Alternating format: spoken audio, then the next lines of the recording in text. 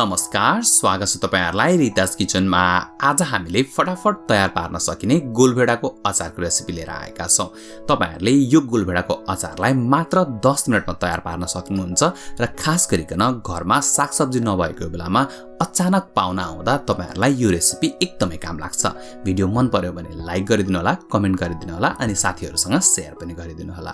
आउनुस् फटाफट सुरु गरौं आजको यो रेसिपी। आजको यो गोलभेडाको अचार बनाउनलाई हामीले यहाँ 3 वटा ठूलो साइजको टमाटर प्रयोग गरेका छौं। यदि तपाईहरुले धेरै जनाको लागि टमाटरको अचार बनाउँदै हुनुहुन्छ भने त्यही अनुसारले टमाटरको क्वान्टिटी बढाउनु होला।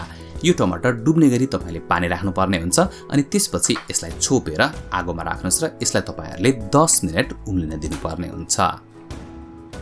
टमाटर यता उम्लिदै गर्दाखेरि आउनुस् हामी फटाफट अन्य तयारीहरु गरौं। सबैभन्दा पहिला त एउटा प्याजलाई हामी मसिनो हुने गरी काटेर तयार पार्छौं। टमाटरको अचारमा प्याजको एकदमै ठूलो महत्व हुन्छ किनकि टमाटरको अचार खाँदाखेरि प्याजले चाहिँ एकदमै राम्रो क्रन्चीनेस दिन्छ र त्यो क्रन्चीनेसको कारणले गर्दा नै टमाटरको अचारमा फ्रेशनेस आउँछ। त्यसले गर्दा तपाईहरुले भिडियोमा देखाएसरी नै एकदमै मसिनो हुने गरी प्याज काटेर तयार पार्नु होला। अनि साथसाथै हामीले यहाँ 2 वटा हरियो खोर्सानी पनि प्रयोग गरेका छौं। खोर्सानीलाई पनि भिडियोमा देखाएसरी नै तपाईहरुले मसिनो गरी काट्नु होला र यदि तपाईहरु पिरो खानुहुन्न भने हाल्दै नहालिकन अथवा थोरै खोर्सानी हालेर पनि बनाउन सकिन्छ। त्यसैगरी हामीले यहाँ थोरै धनियाको पत्ता पनि प्रयोग गरेका छौं र धनियाको पत्तालाई पनि भिडियोमा देखाएसरी नै मसिनो हुने गरी काटेर तयार पार्नु होला। यदि तपाईहरुले मोमोको अचार कसरी बनाउने भनेर सोच्दै हुनुहुन्छ भने माथि स्क्रिनमा लिंक आइरहेको छ, त्यहाँ क्लिक गरेर मोमोको अचारको भिडियो पनि हेर्न सक्नुहुन्छ। अघि हामीले उम्लिन राखेको यो टमाटर हेरौं त यो 10 मिनेट उम्लिसकेको छ। अब हामी ग्यास बन्द गरिदिन्छौं अनि तपाईहरुले भिडियोमा पनि देख्न सक्नुहुन्छ यो एकदमै राम्रोसँगले गलिसकेको छ।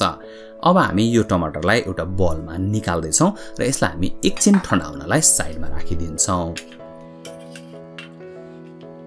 भिडियोमा देखाएसरी नै तपाईहरुले टमाटरको बाहिरको बोक्रा चाहिँ निकालेर हटाइदिनु होला किनकि यो बाहिरको बोक्रालाई पिस्न एकदमै गाह्रो हुन्छ र यदि तपाईहरुले ब्लेन्डर प्रयोग गरिराख्नु भएको छ भने चाहिँ तपाईहरुले बोक्रा सँगै पनि पिस्न सक्नुहुन्छ।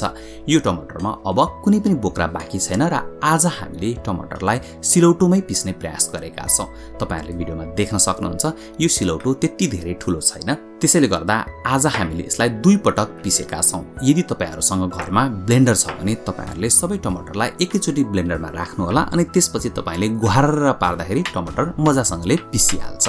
तपाईहरुले मसिनो हुने गरी टमाटर पिस्नु होला अनि त्यसपछि तपाईहरुले यो टमाटरलाई एउटा बलमा निकाल्नु होला। यो टमाटरको अचार बनाउन एकदमै सजिलो छ। तपाईहरुले जम्मी 10 मिनेटमा यो अचार बनाउन सक्नुहुन्छ र खान पनि यो एकदमै मजा आउँछ। त्यसैले गर्दा अवश्य पनि ट्राई गर्नु होला। अब हामीले अघि मसिनो गरी काटेको प्याज एड गरिदिन्छौं। प्याजले फ्रेशनेस दिन्छ। त्यसैगरी हामी यसमा मसिनो गरी काटेको खोर्सानी पनि एड गर्दैछौं।